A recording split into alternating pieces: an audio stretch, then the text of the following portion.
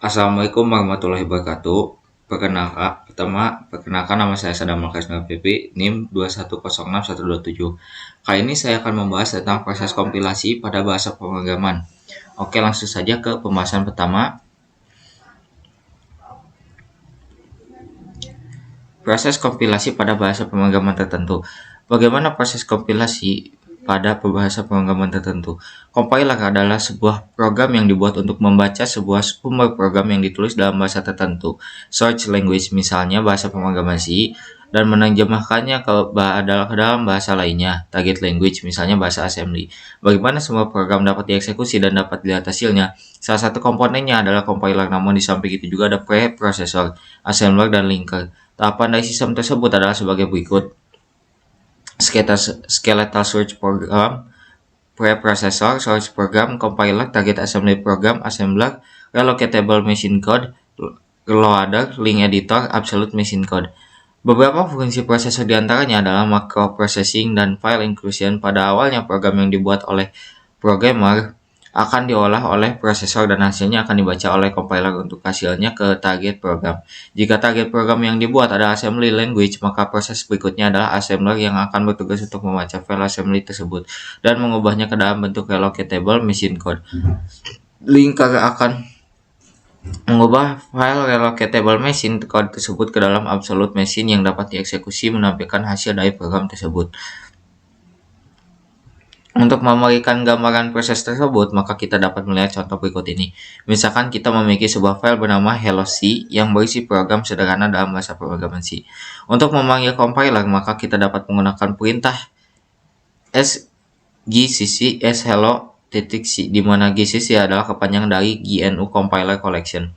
Dapat dilihat pada gambar 3, pada awalnya di directory projects compiler example hanya ada file hello C. Setelah dilakukan kompilasi, maka akan dihasilkan sebuah assembly di mana dalam contoh ini file yang dihasilkan adalah hello C. Contoh file assembly yang dihasilkan dapat dilihat pada gambar 4. Berikutnya, kita akan memanggil assembler untuk membaca file assembly tersebut dan menghasilkan file relocatable machine code. Instruksi yang dapat digunakan adalah hello s hello o. Hasil dari assembler disimpan ke dalam file bernama hello, di mana file ini berisi binary file yang tidak dapat dibaca untuk menghasilkan sebuah file yang dapat dieksekusi.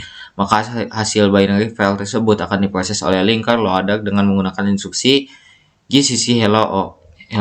Jika dilihat pada gambar 6, setelah linker dijalankan,